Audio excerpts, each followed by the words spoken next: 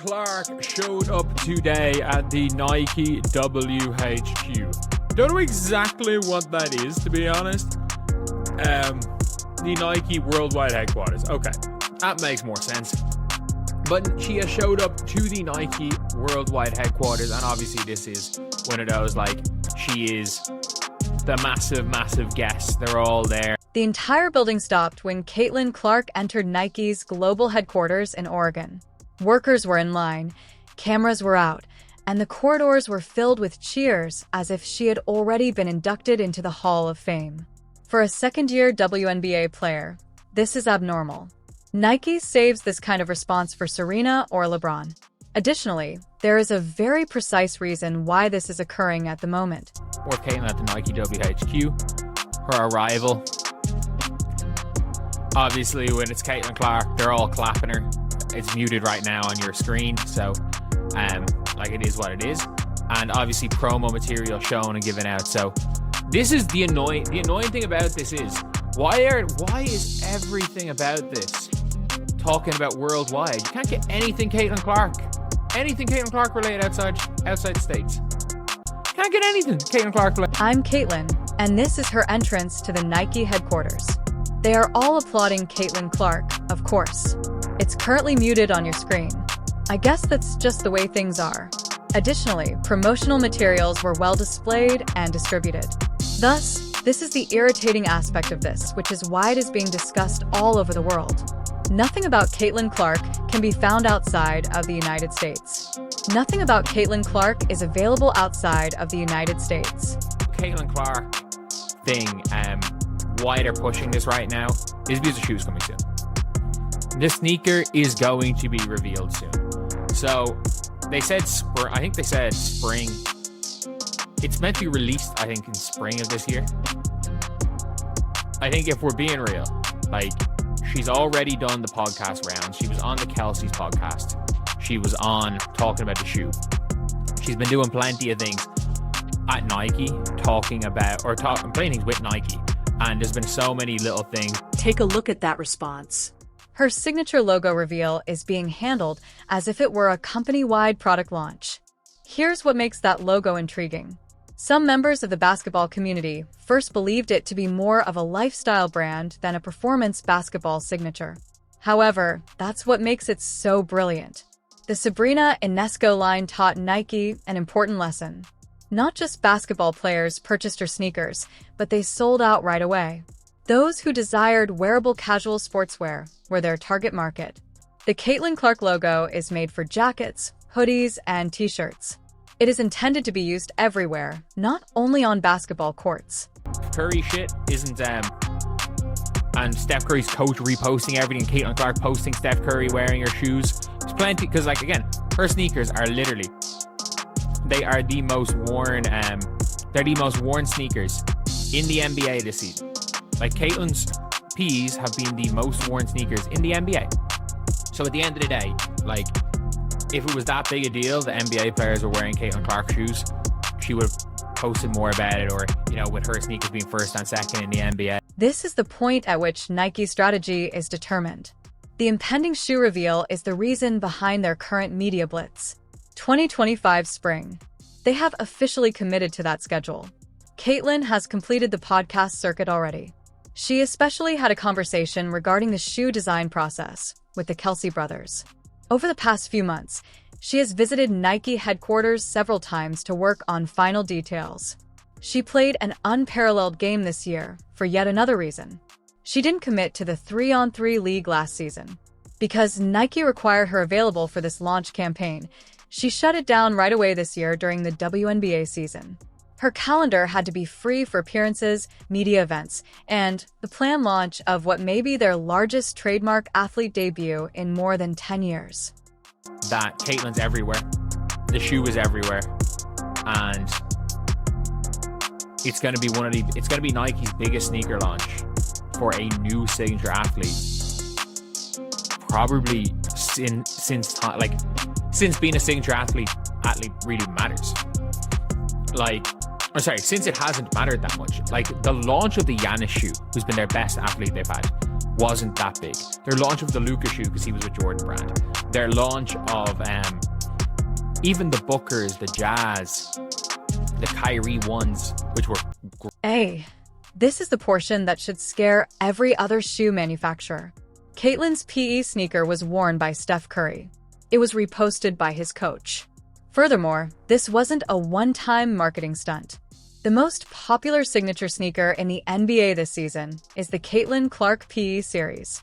Not the shoes of LeBron, Jordan, KD, or Caitlin Clark. NBA players are opting to wear the signature shoe of a WNBA player over all other options.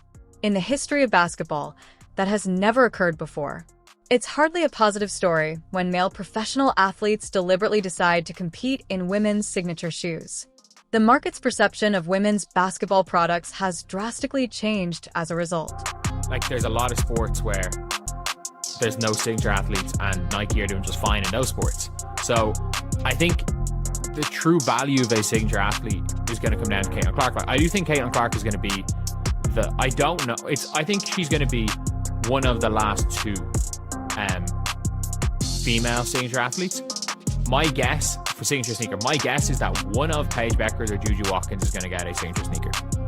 I think both of them are signed to deals. By the way, as far as I'm aware, Juju signed to a bigger deal than Caitlin Clark, but it's not a guaranteed signature sneaker. She's just going to be getting her. She's going to be the face of a line. She's going to be like the face of Nike. Are going to have like a generic sneaker where she's going to be the face of. And for Nike's whole business strategy, this is why the launch is so important. The idea of signature athletes is costly. Someone like Jason Tatum, Devin Booker, or Giannis Antetokounmpo get tens of millions of dollars annually from you. However, this is the issue that Nike has been dealing with. None of those launches produce the kind of cultural event that now warrants the expenditure. The introduction of Giannis' distinctive sneaker was understated. Despite being associated with the Jordan brand, the Luka Doncic line didn't generate much interest outside of die-hard sneakerheads. Even the Kyrie signature line, which created genuinely excellent performance shoes, never achieved the wide market appeal necessary to justify the price of a signature player. Caitlin Clark, however, is unique. There is more to this than just basketball fanatics. This concerns casual sports fans, women who have never purchased basketball shoes, and parents purchasing sneakers for their children who aspire to be like Caitlin. Nike is wagering that signature athletes are still important, but only if they are more than just athletics. Clark situation for her during her rookie season, but hopefully that's all kind of been put to bed and we get to see the sneaker soon. My guess is that the launch of the Caitlin Clark shoe is going to be sometime in the next. I think we will see what it looks like in the next 6 weeks.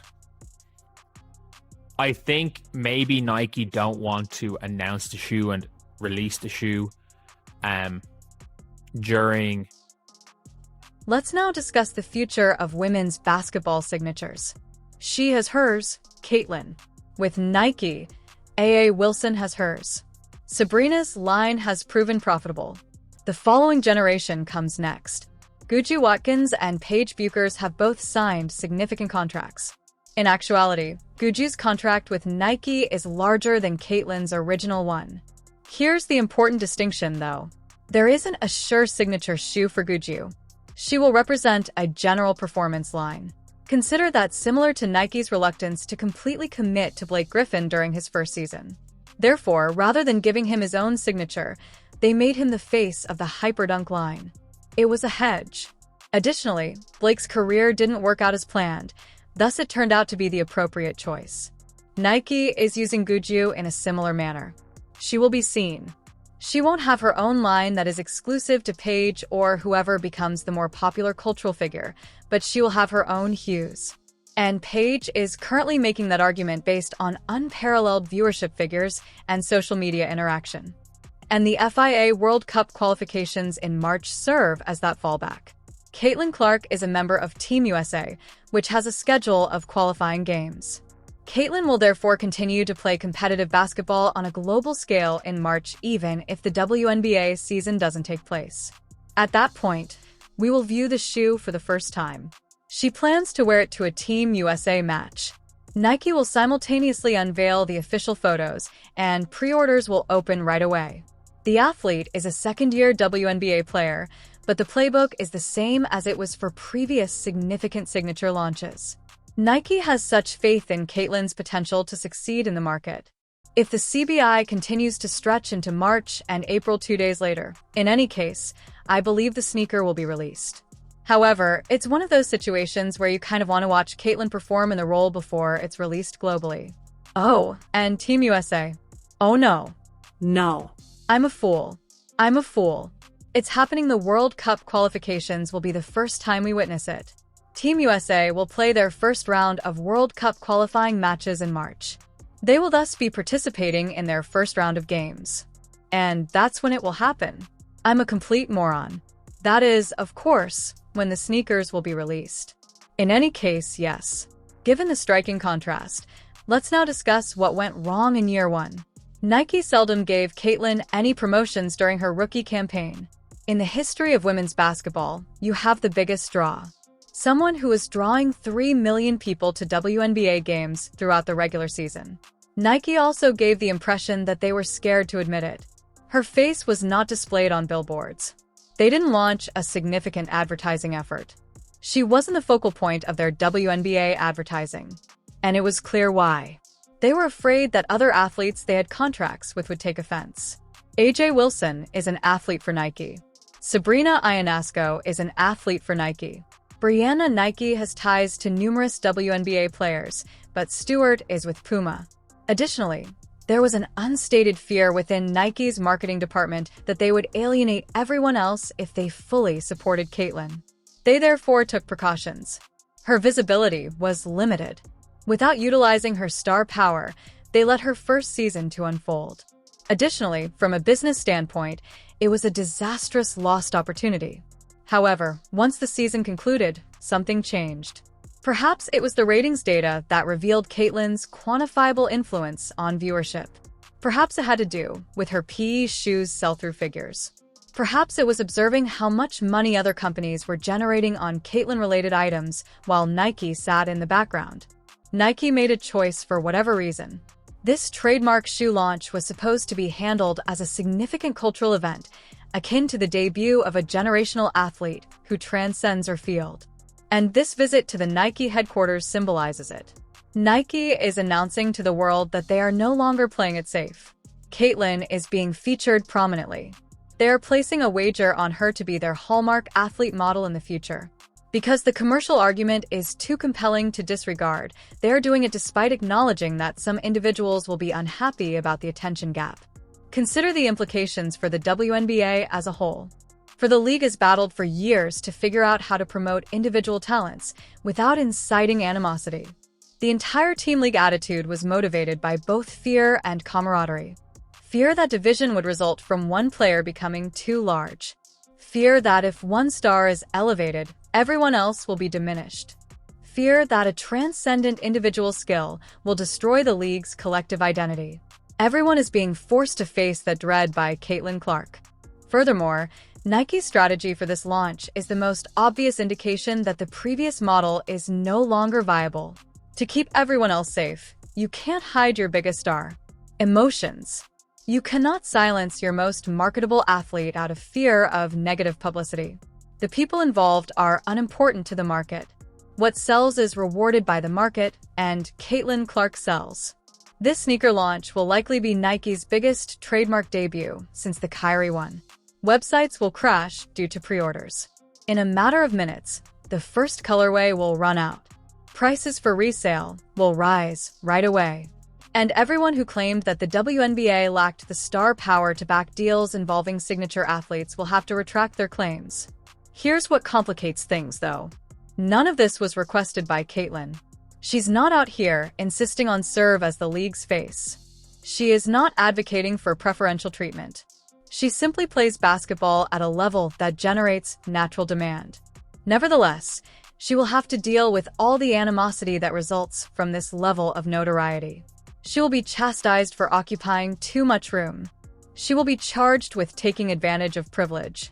She will be subject to scrutiny that neither Brianna Stewart nor A.A. Wilson ever experienced. Her presence contradicts the cozy story that the WNBA has been telling itself for 20 years, not because she is acting improperly. Nike is wagering that none of that is relevant. The millions of individuals who wish to purchase Caitlin Clark sneakers are betting that they won't have an interest in league politics within the league. They are wagering that Caitlin Clark's products will be purchased by the casual sports fan who has never seen a full WNBA game, but is aware of her. They're wagering that the next generation of young girls who identify with Caitlin will persuade their parents to purchase the jerseys, shoes, and equipment. Thus, keep an eye on how that shoe is received when it is released in March. Take note of the sales figure. Watch to see if Nike's wager is successful, because everything is altered if it does. Not only for Caitlin and Nike, but also for the future marketing of female athletes. The test case is this.